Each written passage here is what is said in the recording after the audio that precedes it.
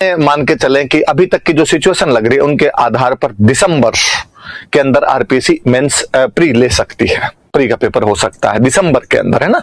Minimum अपने मान के चलें कि वहां तक की मुझे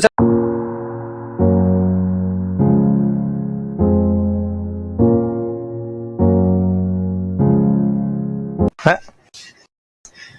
चलो देखो, सुनो आज मेरी बातें सुनो, कुछ आज आप कमेंट मत कीजिए, थोड़ी सी मेरी बातें सुनिए, अपने घर की सी बात करते हैं। प्री की तैयारी कैसे करनी है मैं वो बताऊं, देखो थोड़ा सा। अब आप कमेंट मत करना, एक बार थोड़ा सा ध्यान देना इधर।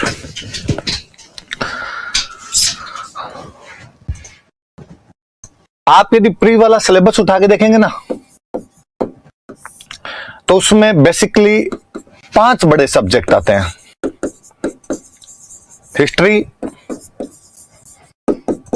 Polity, economy,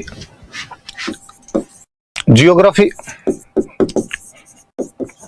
science, maths, reasoning 2।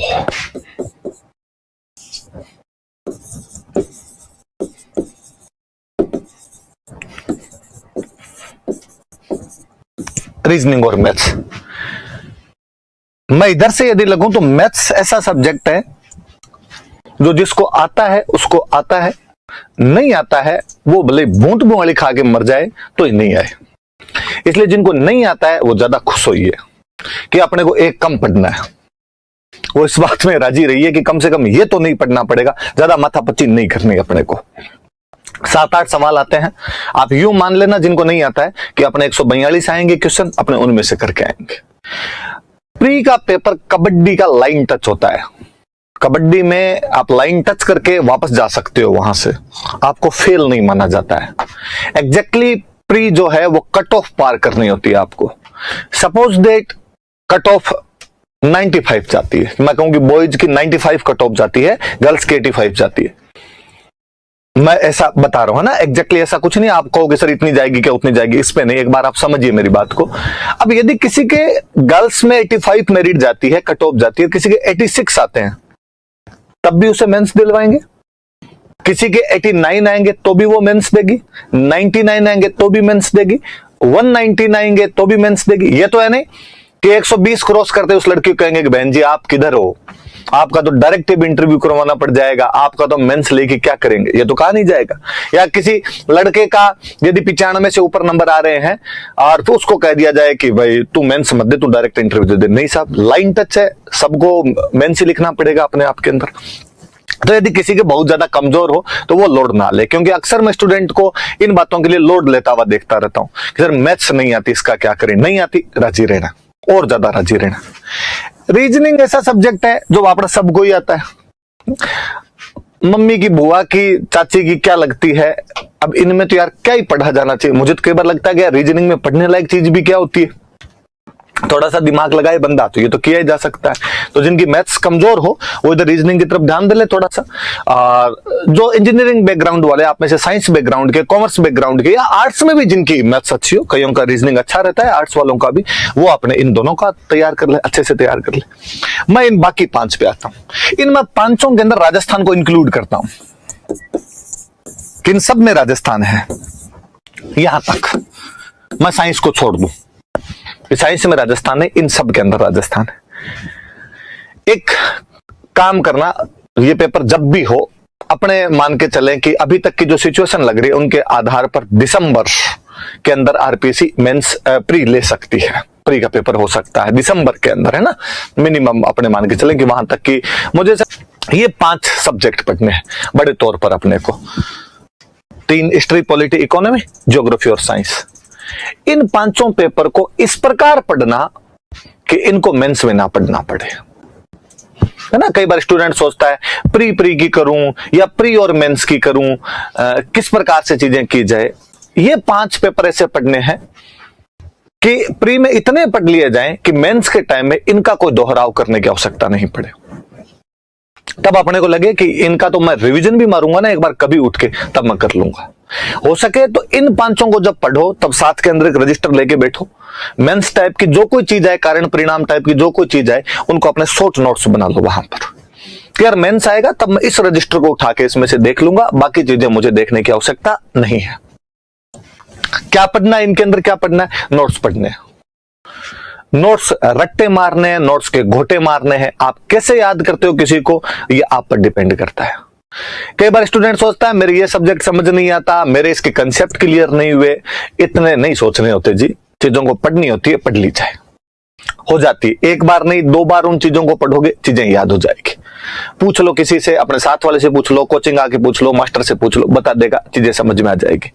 Arts के सब्जेक्ट ऐसे सब्जेक्ट होते हैं जो जनरल सब्जेक्ट होते हैं, किसी को भी आ सकते हैं।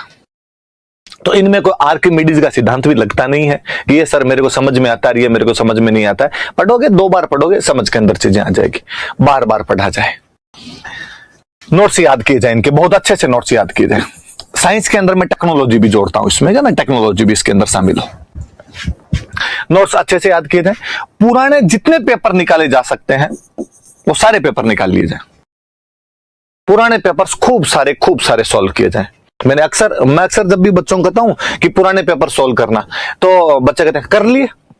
तुम लोग कर लिए मतलब इतने जल्दी कैसे कर दिए? उसने कहा सर 3 ही तो पेपर हुए हैं पुराने, 13, 16, 18, और वो तीनों मैंने सॉल्व कर लिए ना। बोला गलत है तू।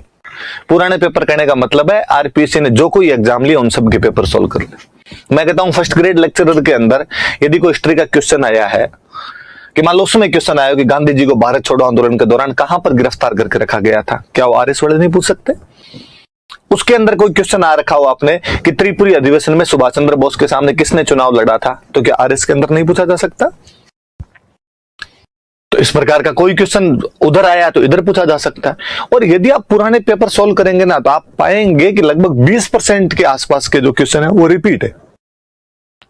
या तो कभी क्वेश्चन आया है और उसके नीचे जो ऑप्शन दे रखे हैं, साल भर बाद किसी एग्जाम में ऑप्शन को क्वेश्चन बना दिया, क्वेश्चन को ऑप्शन के अंदर डाल दिया।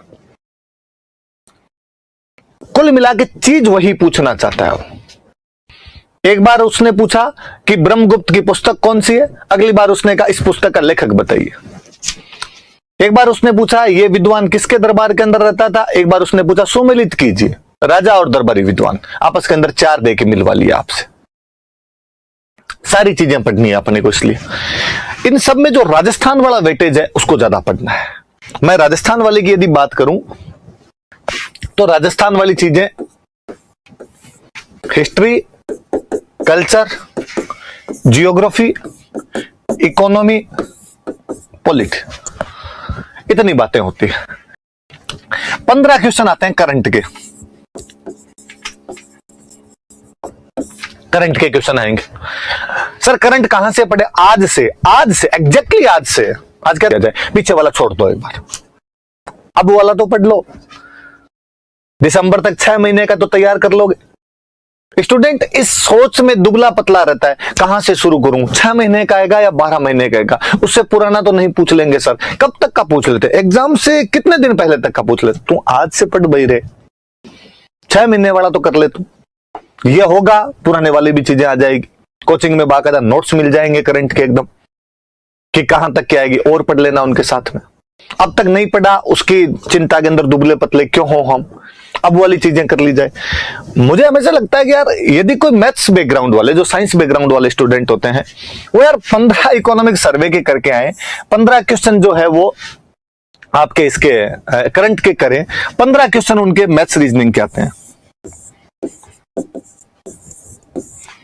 तो 45 क्वेश्चन का जुगाड़ तो ये पेपर खुद दे रहा है आपको चला के, कि ये तो कोई कर लेगा। अब कोई आर्ट्स वाला कहता है सर पर हमारे तो मैथ्स रीजनिंग नहीं आती ना, हम कहां से करें? अरे तुम्हारे को इस प्रकार का सब्जेक्ट आएगा जिसमें तुम लेके आ जाओगे नंबर। ये 30 नंबर सबके लिए बोनस है। 30 क्वेश्चन, 30 नंबर में 30 क्वेश्चन। इस बार अपने यदि सोचे भी कि मेरिट भाई थोड़ी थोड़ी ऊपर चली जाती है, मैं कहूं कि मैंने जो बताया वही मेरिट वाला जी क्राइटेरिया रह जाए, कि 95 चली जाए बॉयज की, 85 कह रहे हैं सेवा नियमों में संशोधन किए हैं, ओबीसी जनरल की मेरिट यदि बराबर जाएगी तो मेरिट थोड़ी ऊपर चली जाएगी अपने आप में। पहले क्या करते, ओबीसी की मेरिट ऊपर जाती, जनरल की मेरिट कम रहती, फिर ओबीसी की मेरिट को वहीं तक लेके आ जाते जनरल तक, तो लड़के थोड़े ज्यादा पास हो जाते। अब की बार ये करें हम मेरिट वैसे बराबर ही रख देंगे वहां पर, तो थोड़ी मेरिट का लेवल ऊपर चला जाएगा तो भी वो बीच में से आप निकालोगे ना, तो वो लगभग ये 90-95 के आसपास में रहेगा, वहां तक जाएगा। 95 नंबर है ना 200 में से, इसका मतलब 50% तो मेरिट नहीं चाह रही। 200 में से 100 नंबर, 100 मान लो, मत कहता हूं 100 चली जाएगी तो भी 50%। इसका मतलब 150 में से 75 क्वेश्चन जिसके सही हो जाते हैं उसका सिलेक्शन हो जाएगा। मैं लिख के दूं आपको कि 150 में से 125 से ऊपर क्वेश्चन नोट्स के अंदर से आते हैं, बाहर से नहीं आते। ये डिपेंड आप पर करता है कि आप उन 125 क्वेश्चन को किस प्रकार तैयार करते हैं, या उन 25 क्वेश्चनों की चिंता के अंदर मरते रहते हैं कि ये कहां से होंगे, ये कहां से होंगे।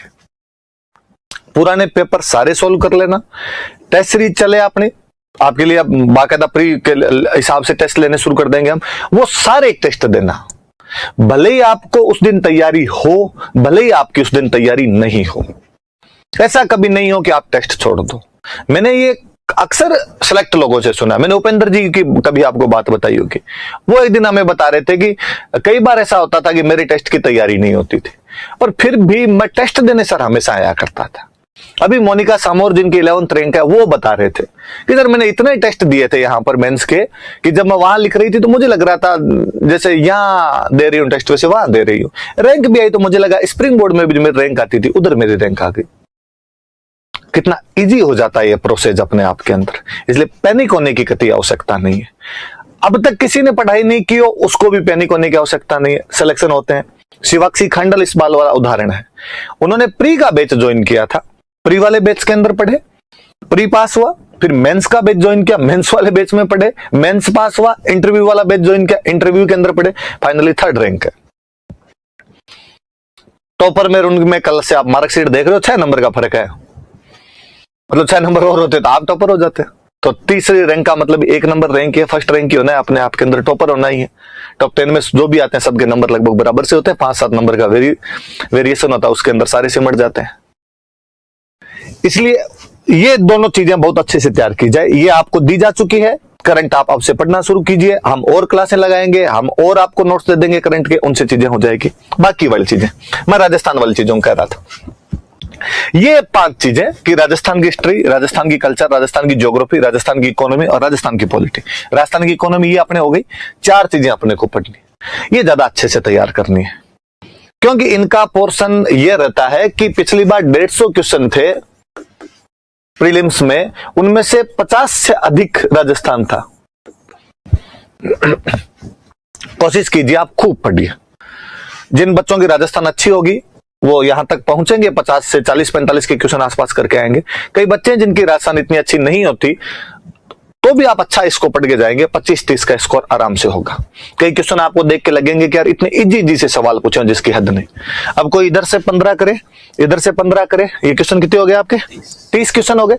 इधर से यदि वो 25-30 का ही मत कहता हूं, 30 का ही जुगाड़ लेके बैठे तो 30 इधर से और करे, ये क्वेश्चन होते हैं 60। एकदम इजी सा सिस्टम है कि इतना पोर्शन अपने पास है, सामने दिखाई दे रहा है, यहां से ये 60 क्वेश्चन का तो कर सकते हैं। मैं ये नहीं कहता आपके 60 के 60 सही हो जाएंगे, ऊपर नीचे रहेगा, इसके अंदर भी ऊपर नीचे रहेगा।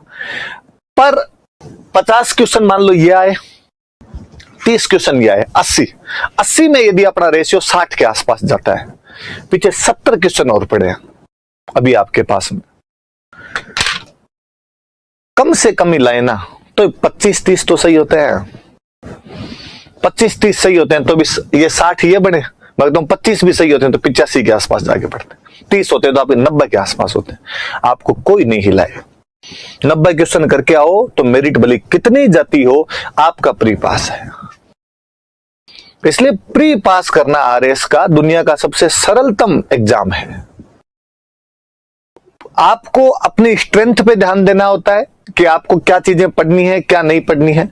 स्टूडेंट या तो प्री में इसलिए फेल होता है कि वो ऐसी चीजें पढ़ने लग जाता है जो एग्जाम पॉइंट ऑफ व्यू से सही नहीं है, फालतू में ज्यादा माथा मारने लग जाता है, या इसलिए फेल होता है कि वो पुराने पेपर सॉल्व नहीं करता, या टेस्ट सीरीज नहीं देता, या टेस्ट पेपर नहीं निकालता वो, या इसलिए फेल होता है कि वो एग्जाम हॉल के उस प्रेशर को हैंडल नहीं कर पाता, वहां सिली मिस्टेक करके आता है।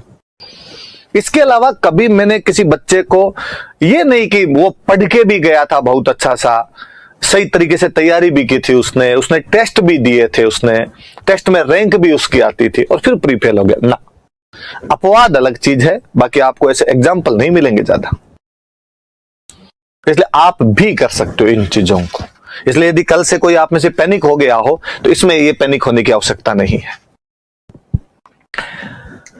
बाकी वाले सब्जेक्ट जियोग्राफी है। लगभग बैच के अंदर अपनी जियोग्राफी हो चुकी है। जो सबसे लास्ट वाले बैच है उनको छोड़ दो तो, कि जैसे मैं कहूं कि B9 है, जो B10 है, उनके अंदर इंडियन ज्योग्राफी नहीं हो पाई है। या अभी कोई आप में से कोई 7-8 वाला कर देगा। हमारे भी कुछ टॉपिक पड़े, कुछ टॉपिक का नहीं करा।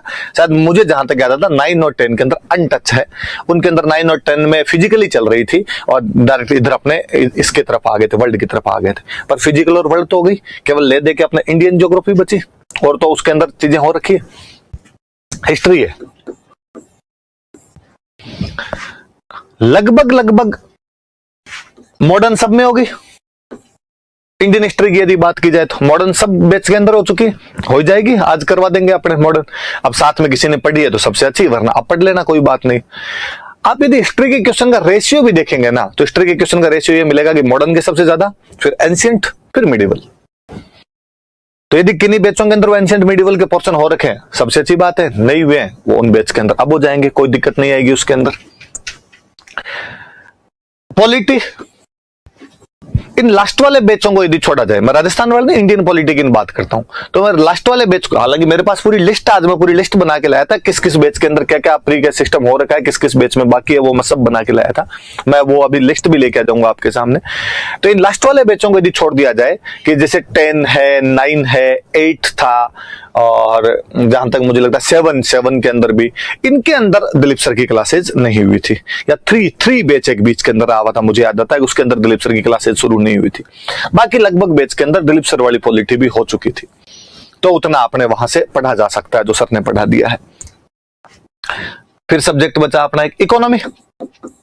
सब बैच का कंप्लीट है, दिलीप सर पढ़ा रहे हैं, अभी चल रहा है ये।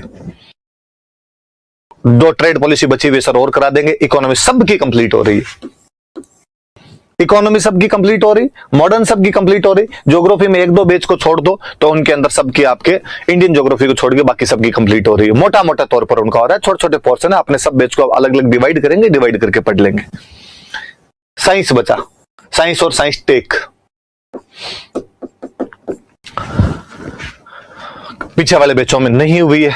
अब से अपने, मेरी तो कोशिश यही रहेगी कि मैं साइंस और साइंस टेक ही लगा दूं आपके कई सारे बैचों के अंदर, तो ताकि इधर वाला पोर्शन अपना हो जाए। क्योंकि आर्ट्स वाले बच्चों को वैसे ही साइंस कम समझ में आती है थोड़ी, तो शुरुआत के अंदर ही पढ़ लेंगे, थोड़ा टाइम मिलेगा तो लास्ट तक आप उसको और कर सकते हो।